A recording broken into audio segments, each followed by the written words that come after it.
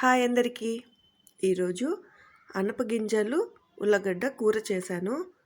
ఎలా చేశానో ఒకసారి ఈ వీడియోలో చూపిస్తాను. ఇక్కడ నేను ఉల్లగడ్డ ఒక 2 తీసుకున్నాను, మీడియం సైజు. ఈ విధంగా కట్ చేసుకోండి, మరీ చిన్నవి కాదు పెద్దవి కాదు.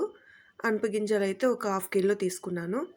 ఇక్కడ ఒక ఆనియన్, అలాగే కొత్తిమీర, టెంకాయ పేస్టు, పచ్చి కొబ్బరి ఉంటుంది కదా అది. ఇక్కడ దీనికి సంగటి చేద్దాం అనుకుంటాను. సంగటికి అయితే ఈ కూర ఇంకా బాగుంటుంది, అందుకనేసి బియ్యం ఒక గ్లాస్ నానబెట్టేశాను. ఇక్కడ ఒక కడాయి తీసుకోండి లేదా కుక్కర్ తీసుకోండి. నేనైతే ఒక కుక్కర్ తీసుకున్నాను. ఇందులో కొద్దిగా చెక్క, 2 లేదా 3 లవంగాలు వేసుకోండి. సన్నగా కట్ చేసిన ఆనియన్స్, అలాగే కొద్దిగా పసుపు, కరివేపాకు వేసి కొద్దిగా ఫ్రై చేసుకోండి. మరీ ఎక్కువ అంటే కలర్ మారే వరకు అవసరం లేదు, ఒక 50% అలా ఫ్రై అయితే చాలు. ఇక్కడ అల్లం వెల్లుల్లి పేస్ట్ 1 స్పూన్ తీసుకున్నాను. అది ఫ్రై అయ్యే లోప ఈ ఆనియన్స్ ఉంటాయి కదా, ఇవి కూడా బాగా ఫ్రై అయిపోతుంది. తర్వాత ఒక 3 తీసుకున్నాను టమోటాలు, ఒక మీడియం సైజు ఉంటాయి. వాటిని ఈ విధంగా సన్నగా కట్ చేసుకోండి, అంటే మరీ సన్నగా కాదు, కొద్దిగా. టమోటా కొద్దిగా ఉడికిన తర్వాత ఇందులో ఉల్లగడ్డ, అలాగే అనపకాయ గింజలు, కొద్దిగా సాల్ట్ వేసుకొని ఒక 5 నిమిషాలు ఈ విధంగా కొద్దిగా ఫ్రై చేయండి. అప్పుడు టేస్ట్ బాగుంటుంది, సాల్ట్ కూడా వాటికి బాగా పడుతుంది. అలాగే 1 స్పూన్ ధనియాల పొడి, 1.5 స్పూన్ కారం, కొద్దిగా కొత్తిమీర వేసుకున్నాను. కొంచెం ఎక్కువగా వేసుకోండి కొత్తిమీర, టేస్ట్ అనేది బాగుంటుంది. కొత్తిమీర హెల్త్ కూడా చాలా మంచిది.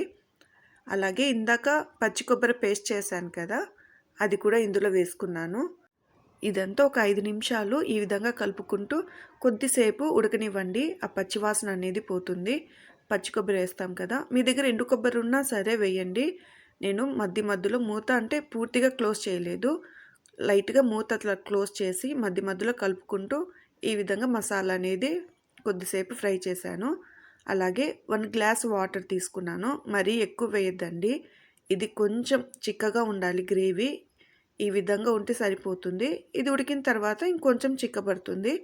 నేను కుక్కర్ మూత క్లోజ్ చేసుకొని కరెక్ట్గా ఒక విజిల్ తీసుకున్నాను, అంతే. మరీ ఎక్కువ రానియద్దండి, ఒక విజిల్ సరిపోతుంది.